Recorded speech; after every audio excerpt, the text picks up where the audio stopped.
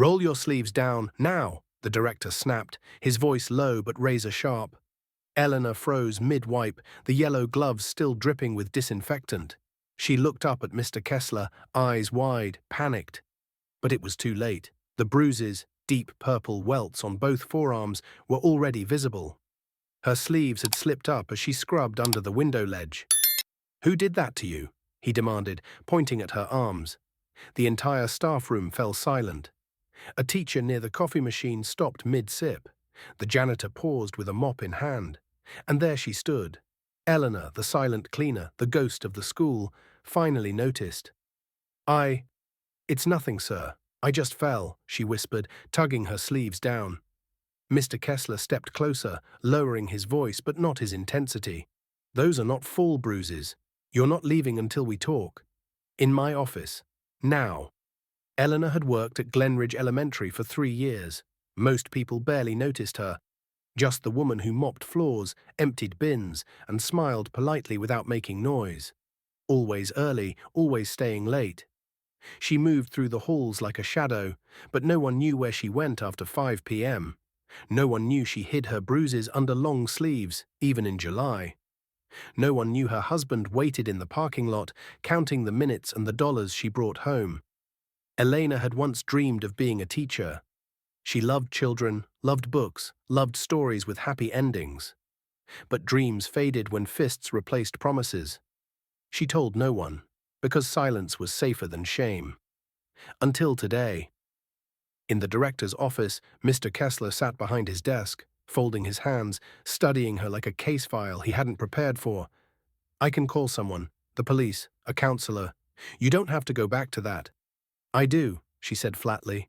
"I have nowhere else, no one else. He's the father of my son." "But is he a father, Elena?" Kessler asked, his voice soft now. "Or a prison guard?" Her eyes welled up, but she blinked the tears away. She wasn't supposed to cry here, not in front of someone who mattered. He sighed and opened a drawer. "Every year, we do background checks on staff, but not on the people behind them. That's a mistake." He pulled out a manila folder and slid it toward her. "This is a form for emergency support services. I already called. All you need to do is sign, and you'll be placed in a safe housing program by tonight." Eleanor stared at it like it was written in another language. "But what about my job?" "Still yours," he said, "unless you want more." "What do you mean?" "I've seen the way you organize the supply closet, the way you label things, track inventory. That's not just cleaning, Elena. That's management." "I didn't go to college." "You don't need a degree to deserve respect." For the first time, she looked him in the eyes, and he didn't look away.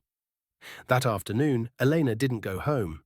She didn't walk to the parking lot, where her husband waited in his rusted truck. She walked out the side entrance, escorted by the counselor Mr. Kessler called. She carried nothing but her purse and a signed form, but it felt like carrying her future. 2 months later, the school buzzed with whispers. "Elena, the cleaner? She's the new supply coordinator now.